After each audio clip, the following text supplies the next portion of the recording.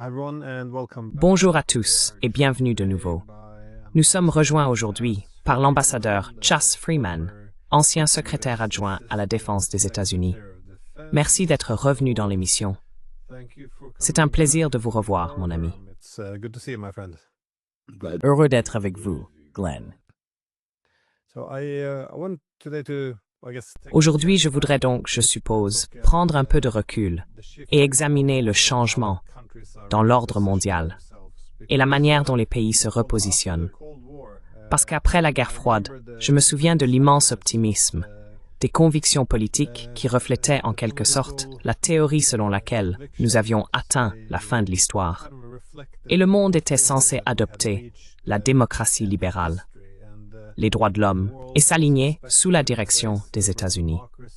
Et cela devait être, vous savez, tellement paisible que cela en deviendrait presque ennuyeux. C'était la thèse.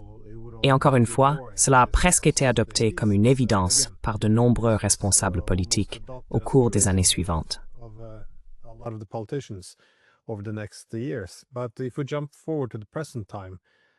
Mais si nous avançons jusqu'à aujourd'hui, nous voyons maintenant l'OTAN avoir déclenché une guerre par procuration contre la Russie. Les États-Unis ont bombardé les réacteurs nucléaires de l'Iran. Nous nous sommes alliés à Al-Qaïda et à l'État islamique dans des endroits comme la Libye et la Syrie. L'objectif à Gaza semble être un nettoyage ethnique total. Il y a une obsession à vouloir briser la Chine et peut-être même à faire la guerre. Et maintenant, il semble que Washington envisage une frappe de décapitation contre le Venezuela. Si nous regardons l'Europe, nous pouvons observer tout, du déclin économique et démocratique à l'enthousiasme pour la guerre, en passant par un effondrement de la pertinence.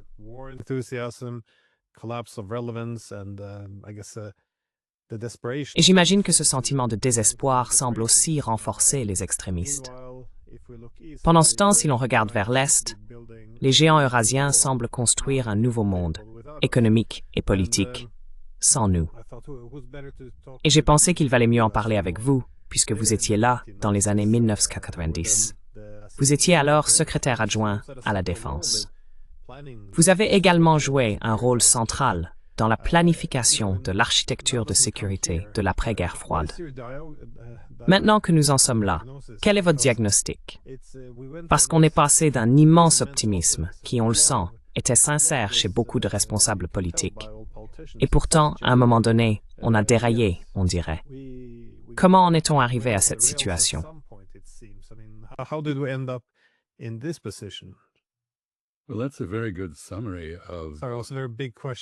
Eh bien, c'est un très bon résumé de beaucoup d'événements qui se sont produits. Vous m'avez rappelé qu'avant d'être secrétaire adjoint à la Défense, j'étais ambassadeur auprès du Royaume d'Arabie Saoudite lorsque Saddam Hussein et l'Irak ont envahi et tenté d'annexer le Koweït. Je me souviens du tout premier télégramme, hautement classifié, restreint et bref, que j'ai rédigé après cela, dans lequel j'indiquais que nous ne pouvions pas conseiller au président, George H.W. Bush, d'accepter que le nouvel ordre mondial qui suivrait la guerre froide commence par l'annexion d'un petit pays par un agresseur plus grand, et que nous devions renforcer le droit international, ainsi que les idéaux de la Charte des Nations Unies.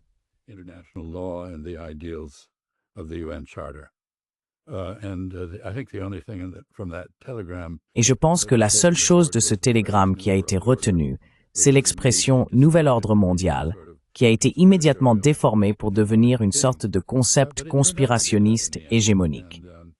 Mais il s'est avéré qu'au final, c'est ce que c'est devenu. Je pense que ce qui s'est passé maintenant, c'est que le moment unipolaire que Charles Krauthammer avait identifié a clairement complètement disparu. Et on peut le voir dans tous les domaines. Je ne sais pas si vous avez regardé le 3 septembre. Il y a eu un grand défilé militaire à Pékin après la réunion de l'Organisation de coopération de Shanghai, qui a maintenant donné naissance à un certain nombre de nouvelles institutions, y compris une banque de l'OCS, apparemment en cours de création, afin de faciliter l'intégration de la planification du développement à travers pratiquement toute la partie non-européenne du continent eurasien.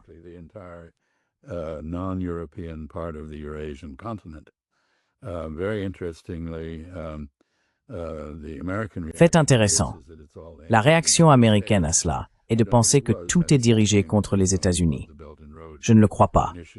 Je pense que l'objectif est de faire ce que l'initiative La Ceinture et la Route cherche à accomplir, à savoir intégrer l'Asie proche dans l'espoir que si cet espace commun est interconnecté de la bonne manière, la Chine, qui est le principal promoteur de l'initiative La Ceinture et la Route, émergera naturellement en raison de sa taille et de son dynamisme comme le leader de l'Eurasie.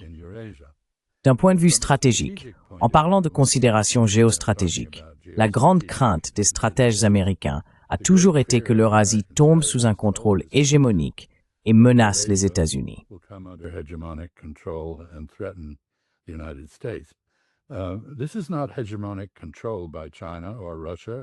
Il ne s'agit pas d'un contrôle hégémonique de la part de la Chine, de la Russie, de l'Inde, de l'Iran, du Pakistan ou de tout autre participant de l'Organisation de coopération de Shanghai. Mais c'est une étape vers la fusion du groupe des BRICS, qui inclut le Brésil et d'autres pays qui ne se trouvent pas sur le continent eurasiatique, avec l'intégration des BRICS et de l'OCS dans une structure unique dont les États-Unis sont exclus, principalement par choix. Lorsque la Chine a fondé la Banque asiatique d'investissement pour les infrastructures, elle a invité Washington à y adhérer.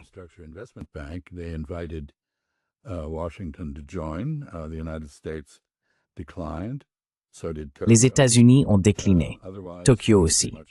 Sinon, à peu près tout le monde dans le monde a rejoint cette organisation qui, au lieu de s'avérer être une déviation de l'ordre d'après-guerre, s'est révélée en être une affirmation suivant les mêmes règles que la Banque mondiale et souvent cofinançant avec elle dans de nombreux cas.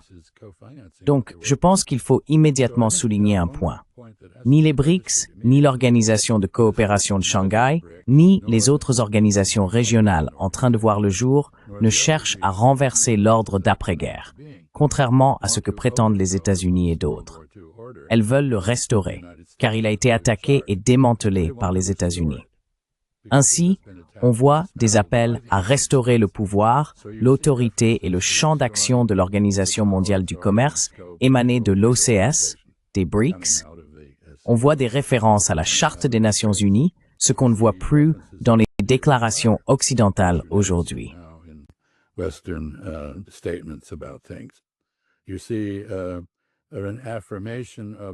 Vous voyez une affirmation de l'ordre westphalien, une insistance sur la souveraineté nationale, la liberté de choix, la liberté de système et l'immunité contre toute intervention dans les affaires intérieures. Cela se passe dans une partie du monde qui forme un bloc, uni uniquement par sa décision d'exclure les États-Unis. Nous venons d'avoir une illustration de ce qui se passe dans la partie du monde où les États-Unis continuent d'exercer leur liberté d'action, avec la violation par Israël de la souveraineté qatarienne. Une attaque surprise contre un complexe résidentiel à Doha, la capitale du Qatar, impliquant probablement la violation de l'espace aérien jordanien, saoudien et irakien par 10 avions de chasse et bombardiers israéliens furtifs, des F-35 d'un type ou d'un autre. Et nous voyons le monde condamner cela pour deux raisons.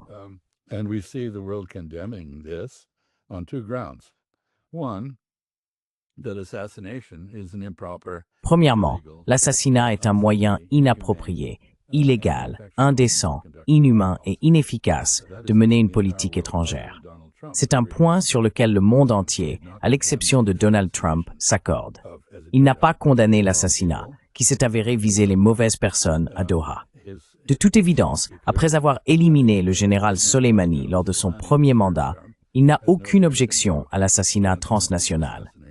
Et Israël est l'héritier des Hachashim, c'est-à-dire des terroristes ismaéliens apparus à la fin du Xe siècle et qui ont terrorisé le Moyen-Orient pendant 2 siècles avant d'abandonner cette tradition. Israël mène une politique étrangère qui ne tient absolument pas compte du droit international. Cruelle, sadique, et largement fondée sur la théorie fallacieuse selon laquelle on peut changer les tendances en assassinant les dirigeants des organisations concernées.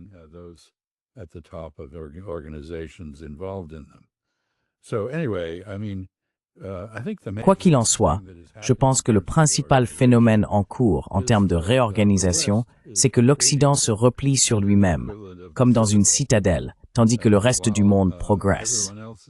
On observe la mondialisation se poursuivre partout en dehors de la région transatlantique. L'Europe et l'Amérique du Nord, à l'exception du Canada, se montrent désormais hostiles aux processus mêmes qui ont apporté la prospérité et sorti des populations de la pauvreté à travers le monde, alors que ces dynamiques continuent ailleurs.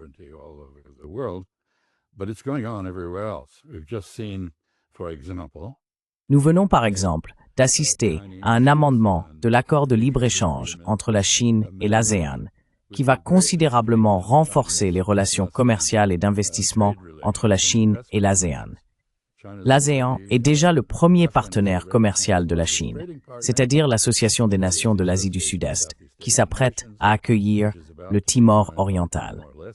Nous voyons donc émerger des regroupements régionaux qui, dans un domaine ou un autre, sont assez puissants et qui n'ont en commun qu'une seule chose, l'absence des États-Unis. Voilà pour le moment unipolaire. Eh bien, je voulais dire que si vous aviez regardé ce défilé du 3 septembre à Pékin, vous auriez été fortement impressionné par le fait que la Chine est désormais capable de se défendre. Et ce défilé avait pour but de le démontrer. Nous sommes là, ne nous cherchez pas d'ennui.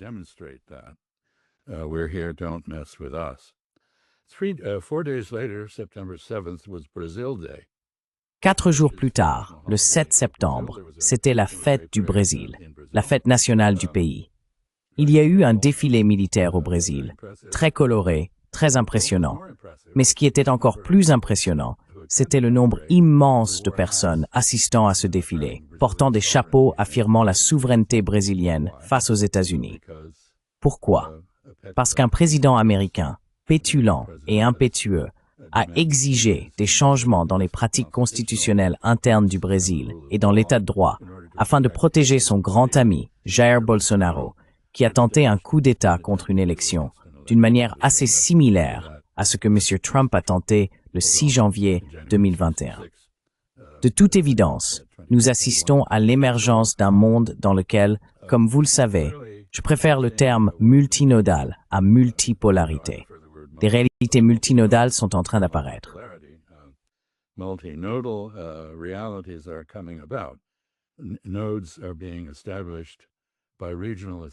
Des pôles sont mis en place par des associations régionales qui cherchent à reproduire et à restaurer le monde perdu de l'ordre d'après-guerre, parrainé par les États-Unis, avec son respect de l'état de droit, la création d'institutions communes pour réguler les relations entre États, la libéralisation des régimes commerciaux et d'investissement, et son ouverture à l'innovation. Tout cela a disparu en ce qui concerne la région transatlantique.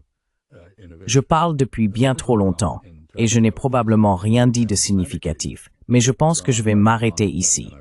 Il y a bien d'autres aspects à considérer.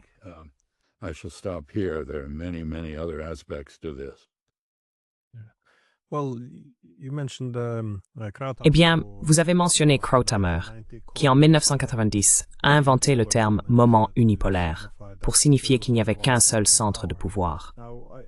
Or, dans cet article, j'ai trouvé intéressant qu'il avance en quelque sorte que c'est simplement la réalité de la répartition du pouvoir, donc il faut agir en conséquence. Cependant, à l'avenir, le monde sera alors composé de plusieurs pôles de pouvoir, mais nous nous adapterons à ce moment-là. Je me souviens qu'en lisant, je me suis dit que c'était bien ainsi, à l'époque. Mais 30 ans plus tard, il y a toute une nouvelle génération de responsables politiques qui ont grandi avec la conviction idéologique que c'est l'état normal des choses, que l'Occident politique sera toujours au sommet.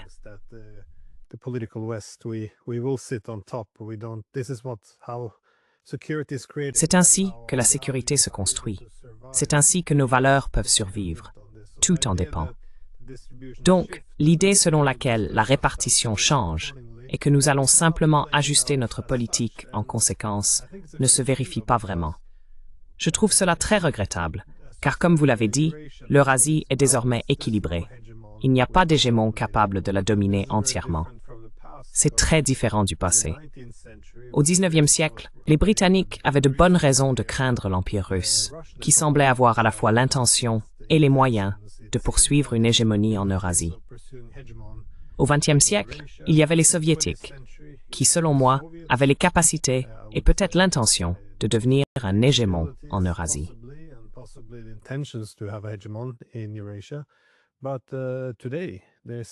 Mais aujourd'hui, même la Chine, la plus puissante, ne peut pas dominer la région. Si elle devait renoncer, je suppose, à ses idées de multiples centres de pouvoir et de diversité civilisationnelle, au profit d'un modèle hégémonique, même ses amis les plus proches, comme les Russes, se retourneraient contre elle. Il existe donc désormais cet équilibre des pouvoirs en Eurasie. Mais malgré tout, nous ne participerons pas à ce blocage. Comme vous l'avez également suggéré, en 2015, lors du lancement de la Banque asiatique d'investissement dans les infrastructures, Madeleine Albright a fait remarquer que nous essayons de l'isoler, mais qu'au final, c'est nous qui nous sommes retrouvés isolés. C'était la leçon, et cela aurait été une leçon importante si nous l'avions apprise, je suppose. Mais il semble que nous répétions la même erreur.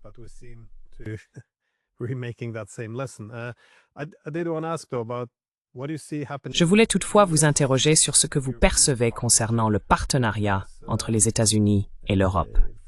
Car pour les Américains, même lorsqu'ils voulaient éviter les affaires européennes et se souciaient peu des impérialistes européens, ils reconnaissaient tout de même que le monde était eurocentrique.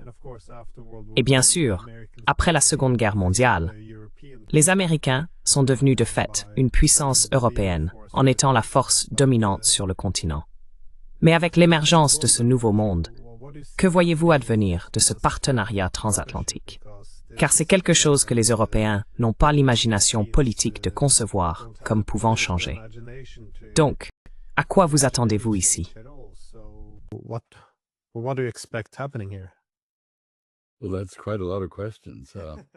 Eh bien, cela fait beaucoup de questions.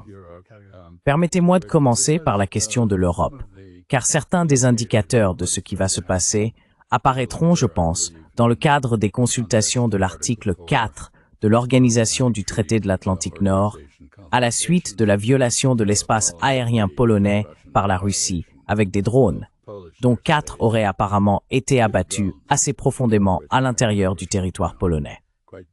Je ne pense pas, contrairement à ce que semble croire le secrétaire général de l'OTAN, qu'il s'agissait d'un effort délibéré de la Russie pour tester la détermination de l'OTAN. Je suis certain qu'il y a une autre explication. Je sais que Moscou a, de façon assez prévisible, nié que ce soit le cas.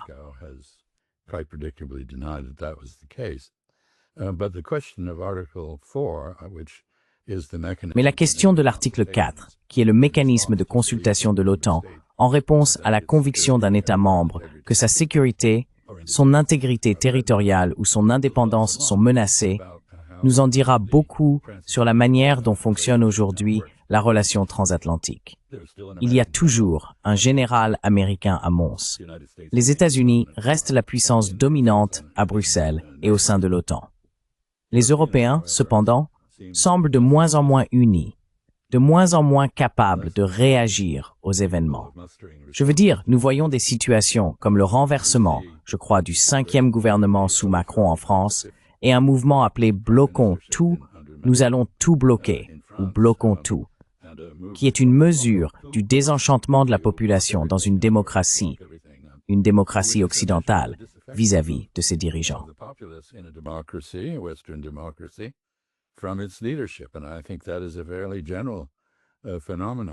Je pense que c'est un phénomène assez général. On peut l'observer en Allemagne, où je crois que le chancelier Merz n'est pas en phase avec la majorité de l'opinion allemande sur des questions cruciales pour l'avenir du pays. Le seul pays, curieusement, qui semble, au sein du groupe traditionnel d'Europe occidentale, ne pas être autant troublé par cela, c'est l'Italie, sous Meloni, qui est une fasciste déclarée, mais apparemment une fasciste assez douce. Donc, je pense que la relation entre les États-Unis et l'Europe est en train d'évoluer. Monsieur Trump, vous savez, lors de son premier mandat, a tenté de retirer beaucoup de forces d'Europe. Il n'a pas réussi, parce que l'establishment, ce qu'on appelle l'État profond, s'y est opposé. Je pense qu'il est très probable qu'il le fasse maintenant. En fait, il y a des signes en ce sens.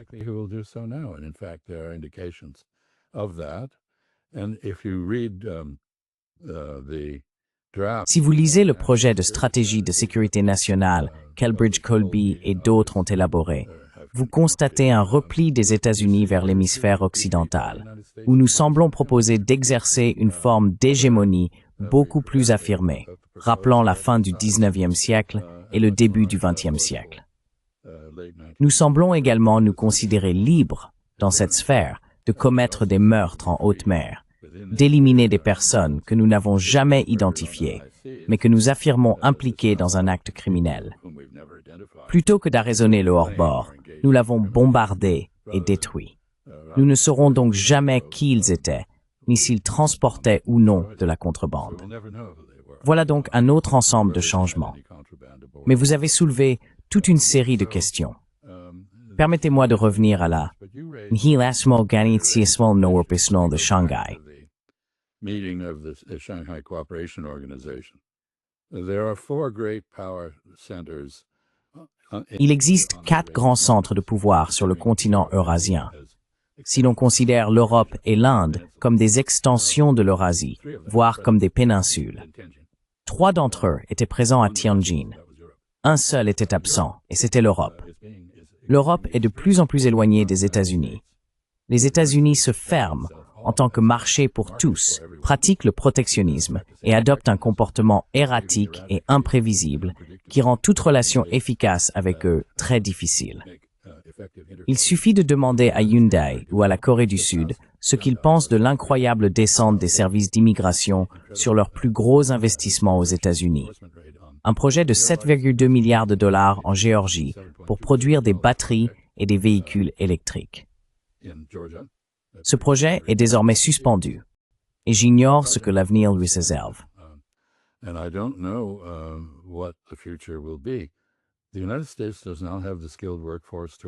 Les États-Unis ne disposent pas de la main-d'œuvre qualifiée nécessaire pour faire fonctionner cette usine.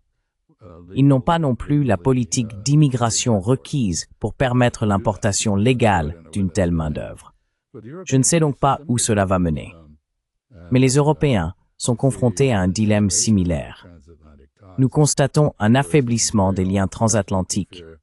Le tourisme est en forte baisse parce que les gens craignent ce qui pourrait leur arriver s'ils se retrouvent sous la juridiction de la police de l'immigration américaine et sont soumis à l'illégalité de ces forces dans ce qui devient un État policier émergent aux États-Unis. Encore une fois, je pense que les consultations concernant l'intrusion en Pologne seront très révélatrices. Je remarque autre chose. Encore une fois, vous posez tellement de questions en une seule fois que je vais essayer de rendre justice à votre intervention.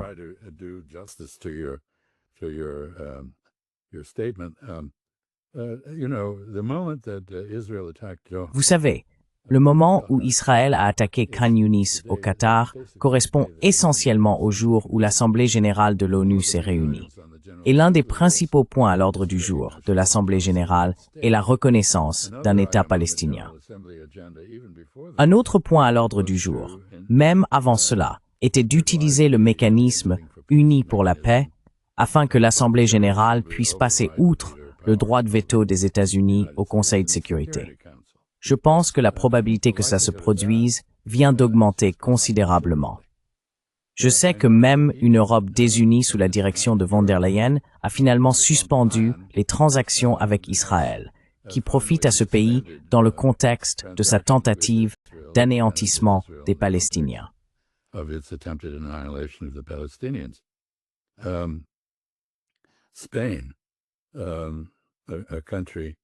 L'Espagne, un pays qui semble remarquablement raisonnable dans le contexte actuel, tant en ce qui concerne la non-surestimation de la menace russe qu'en ce qui concerne sa réaction avec dignité et respect du droit face aux horreurs au Levant, en Israël et en Palestine, vient de prendre des mesures énergiques pour suspendre la plupart de ses relations avec Israël. Et je ne pense pas qu'on puisse négliger cela comme une tendance dans la transformation globale de la politique mondiale. Israël s'est révélé être un État criminel, cruel, sadique, sans aucune retenue face aux règles. Et cela me ramène à votre remarque sur l'ordre fondé sur des règles, pour ainsi dire, qui était une spécialité du G7 sous l'administration Biden. En gros, c'est nous qui faisons les règles. C'est nous qui décidons qui doit les suivre. C'est nous qui décidons qui en est exempté. Nous nous exemptons nous-mêmes. Mais pour le reste du monde, serrez les rangs et faites ce qu'on vous dit.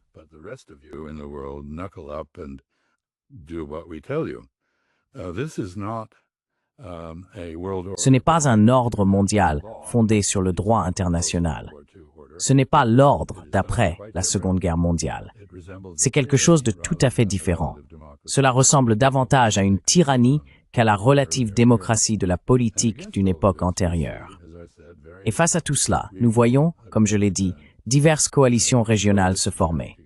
En Europe, nous avons la coalition des illusionnés qui s'occupe de l'Ukraine. À Tianjin, nous avons vu la coalition des défiants et des défensifs qui refusent de se soumettre, qui n'acceptent pas les intrusions dans leur souveraineté. Il y a, bien sûr, un peu de rétropédalage. Personne ne veut prendre de risques. Ainsi, nous voyons les Indiens qui ne se sont jamais laissés tenter, qui n'ont jamais mordu à l'hameçon que les États-Unis leur ont tendu pendant des décennies pour s'aligner contre l'Union soviétique, la Russie ou la Chine.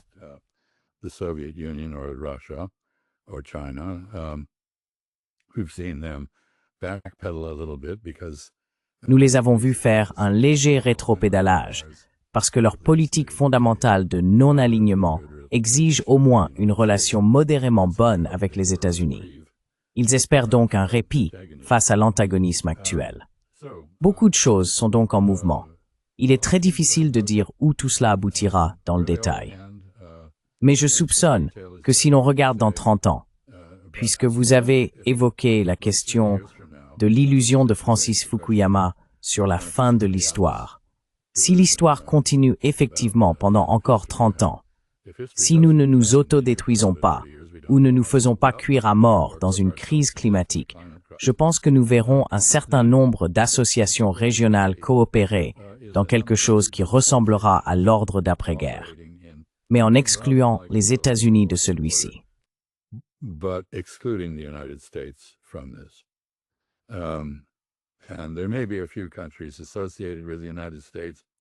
Il y a peut-être quelques pays associés aux États-Unis, mais je ne pourrais pas en nommer immédiatement, étant donné le comportement actuel de l'administration Trump, qui est intimidant, extorqueur, imprévisible et peu fiable.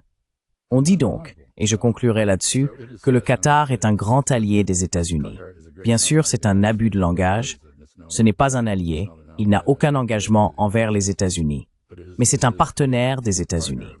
La plus grande base aérienne des États-Unis au Moyen-Orient n'a apparemment pas pu détecter ni défendre contre une attaque israélienne.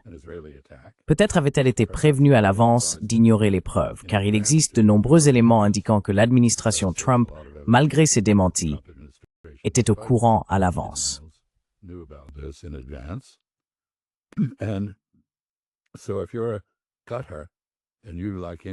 Alors, si vous êtes le Qatar et que, comme l'Inde, vous suivez une politique de non-alignement ou d'alignement multiple comme stratégie d'équilibre, que faites-vous? Pouvez-vous faire confiance aux États-Unis pour vous défendre? Évidemment non. Le contrat américain de 42 milliards de dollars pour fournir des équipements de défense aérienne et autres au Qatar sera-t-il remplacé par un contrat chinois? Si vous vouliez créer une situation où le Qatar et la Chine auraient toutes les raisons de coopérer, c'est exactement ce que vous venez de faire, car les Chinois croient fermement à la souveraineté. Ils ont publié la déclaration la plus forte qu'ils aient jamais faite pour condamner les violations de la souveraineté par Israël. Comme les pays du Moyen-Orient, ils ne sont pas prêts à accepter une domination israélienne dans les airs, une hégémonie aérienne, si l'on veut.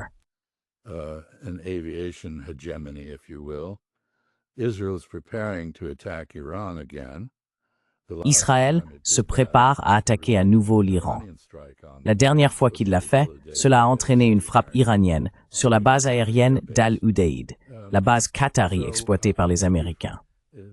Un autre point important est que les États de la région, y compris les Émirats arabes unis, qui ont participé au soi-disant accord d'Abraham, ont également condamné fermement Israël, tout comme l'Arabie saoudite.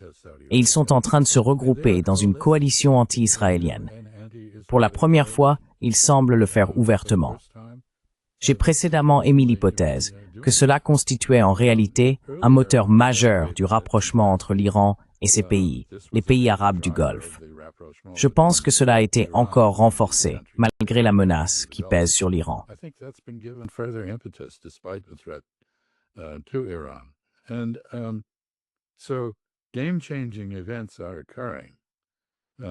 Des événements déterminants sont en train de se produire, non seulement en Asie de l'Ouest, non seulement en Europe de l'Est, mais sur l'ensemble du continent eurasiatique, en Amérique du Sud, dans le bassin des Caraïbes, où les États-Unis menacent de changer de régime et d'envahir le Venezuela, et en Afrique, qui connaît de multiples bouleversements, certains tout à fait horribles, d'autres porteurs d'espoir.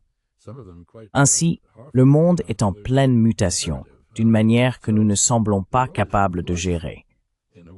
Pour un pays comme Israël, qui a entièrement misé sur les États-Unis, cela doit être très déstabilisant, car si les États-Unis ne peuvent pas protéger le Qatar, ils ne peuvent pas non plus protéger Israël, comme cela a été démontré lors de la riposte iranienne à l'attaque surprise israélienne en juin. Tout ce que les États-Unis et Israël ont pu faire n'a pas suffi à protéger les installations militaires et d'infrastructures en Israël. Et s'il y a un nouveau round, ce qui semble probable, je m'attends à ce que l'Iran dévaste Israël.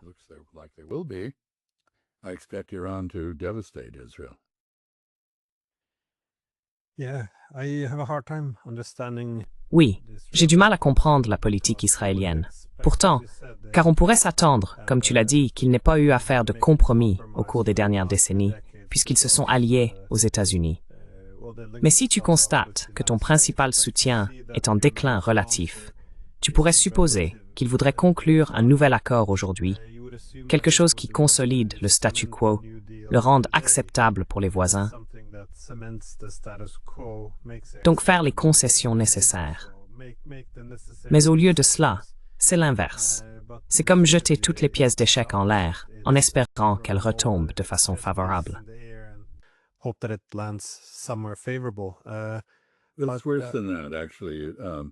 C'est encore pire que cela, en réalité, Glenn, car l'Assemblée générale de l'ONU approche. Je pense qu'il y a de bonnes chances que l'adhésion d'Israël soit suspendue, comme celle de l'Afrique du Sud, lorsque le monde a finalement pris conscience des horreurs de l'apartheid. Je pense qu'il est probable qu'il y ait une résolution unie pour la paix ou quelque chose de similaire pour prendre des mesures contre Israël. Je doute qu'il y ait une intervention militaire, qui serait la seule réponse concrète à l'agression israélienne. Mais il pourrait bien y avoir des mesures punitives contre Israël autorisées par l'Assemblée générale, malgré le veto des États-Unis.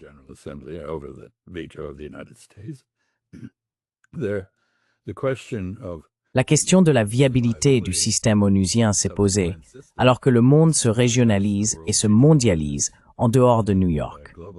De nombreux pays exigent désormais le retrait de l'ONU de New York, car les États-Unis ne respectent plus l'accord de siège et ont interdit la délégation palestinienne qu'ils ont pourtant l'obligation d'accueillir selon cet accord.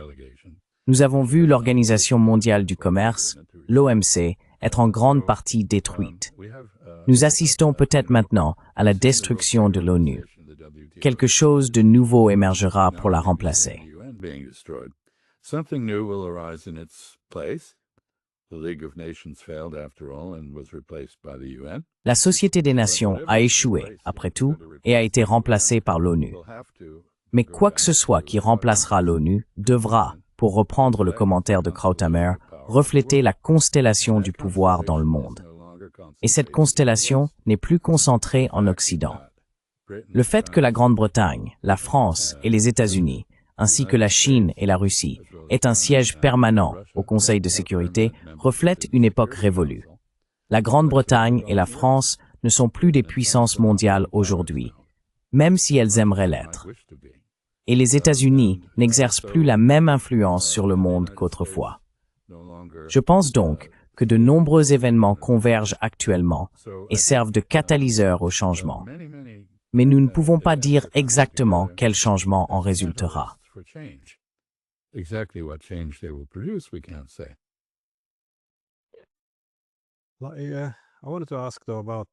Je voulais toutefois poser une question sur l'Iran, car il semble être un véritable élément imprévisible. Encore une fois, si l'on regarde les grandes puissances eurasiennes, beaucoup de leurs intérêts paraissent très clairs. Par exemple, les Russes et les Chinois ne veulent pas être contenus, donc ils doivent collaborer pour créer un système économique alternatif. Nouvelles monnaies, corridors de transport, technologie, tout cela. Les Indiens, bien sûr, ne vont pas s'aligner aussi fortement parce qu'ils tiennent à rester non alignés.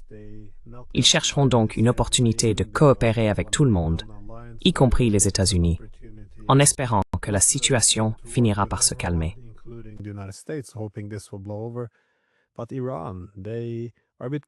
Mais l'Iran reste assez prudent quant à devenir trop dépendant d'une puissance extérieure. Mais il a beaucoup d'ennemis. Et comme vous l'avez dit, Israël, tout comme les États-Unis, ne semble pas en avoir fini avec l'Iran. Qu'attendez-vous?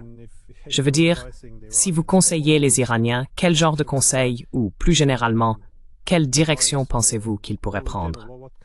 Parce que, malgré ce qu'on pourrait appeler un certain succès dans cette guerre de 12 jours contre les Israéliens, ce n'est pas une position enviable, car ils ne peuvent pas vraiment infliger trop de dégâts aux Israéliens non plus, puisque les Israéliens pourraient utiliser une arme nucléaire. Après tout ce que nous avons vu ces dernières années, je ne serais pas surpris que cela ne soit pas déraisonnable.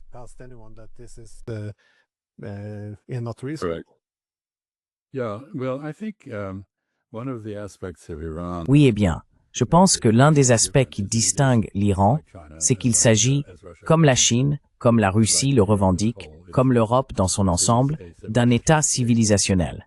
Il existe depuis des millénaires. Il a eu une existence cohérente, sous une forme ou une autre, depuis au moins 2500 ans.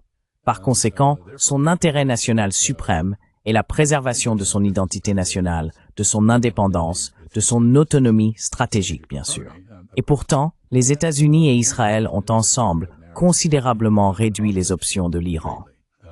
Cela m'amène aux effets de divers événements dans le secteur financier sur la portée des sanctions américaines.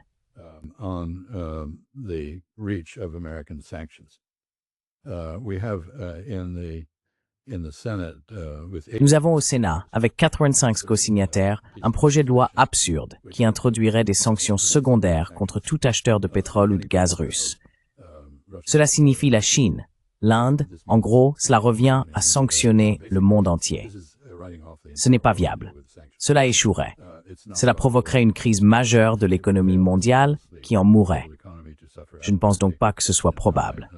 Mais au-delà de cela, l'attitude qui sous-tend cette proposition crée de plus en plus de défis pour le système de monnaie unique qui prévaut dans le commerce et l'investissement mondiaux depuis l'accord de Bretton Woods de 1944.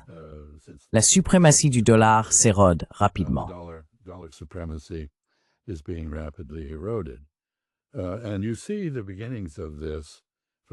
Et vous voyez les prémices de cela. Par exemple, dans la décision de diverses entreprises russes d'émettre des obligations panda, c'est-à-dire des obligations libellées en renminbi chinois, la monnaie yuan. Vous le constatez également dans les accords de swap entre de plus en plus de pays et le yuan chinois. Vous le voyez aussi dans le rapprochement entre l'Iran, la Chine et la Russie, en dehors du système SWIFT, c'est-à-dire la chambre de compensation bruxelloise pour les transactions monétaires internationales, duquel l'Iran a été exclu, tout comme la Russie en gros. Ainsi, un univers monétaire alternatif est en train de voir le jour. Et à ce sujet, il y a beaucoup de confusion.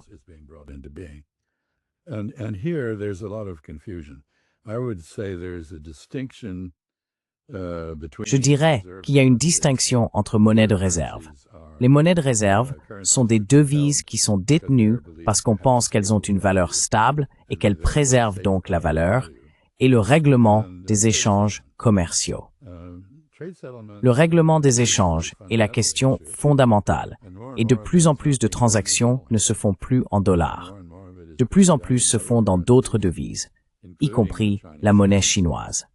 Le commerce de la Chine aujourd'hui, je pense que la majorité est en fait réglée en yuan chinois. Donc, si votre monnaie est largement utilisée et acceptée comme mécanisme de règlement des échanges, de règlement des transactions, alors elle peut être considérée comme une monnaie de réserve.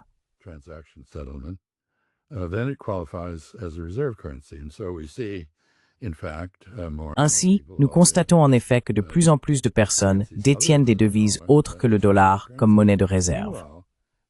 Parallèlement, cette année, le dollar a perdu environ 12% ou 13% de sa valeur par rapport aux autres devises. Il ne conserve donc pas sa valeur. Nous assistons à une attaque intérieure contre le principal pilier qui a maintenu le dollar au centre de l'économie mondiale, à savoir la Réserve fédérale. Le président tente de démanteler la Réserve fédérale et d'y imposer un agenda politique. Nous commençons à entrer dans une période où les effets des droits de douane se font sentir et une inflation massive se profile, alors même que l'économie entre en récession. Cela s'appelle la stagflation. C'est une recette pour un déclin supplémentaire.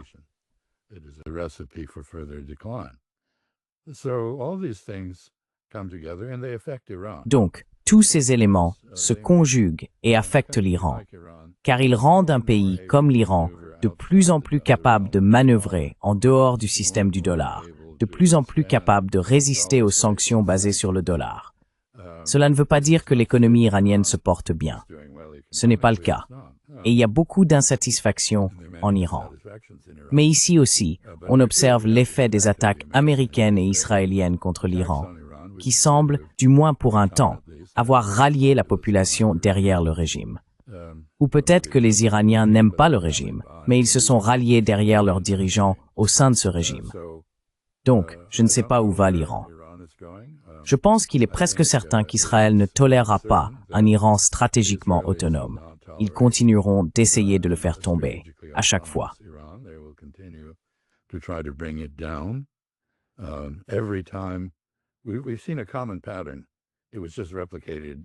Nous avons observé un schéma récurrent. Il vient d'être reproduit au Qatar. C'est la conviction israélienne que si l'on élimine la direction, on change l'équation. C'est ce qu'ils ont essayé de faire avec Nasrallah au Liban. C'est ce qu'ils ont tenté avec Sinwar à Gaza. C'est ce qu'ils ont essayé de faire en Iran avec l'assassinat de l'ayatollah et de Raisi, le président. Et c'est ce qu'ils ont tenté avec le Hamas. Cela ne fonctionne pas. Et pourtant, ils répondent à la définition de la folie selon Einstein, en répétant sans cesse la même chose, en espérant des résultats différents. Donc, s'ils attaquent l'Iran, je pense que l'Iran est bien mieux préparé à riposter qu'Israël ne l'est à lancer une attaque. Mais les Israéliens sont très malins et ils feront quelque chose d'inattendu. Et nul ne sait ce qui arrivera.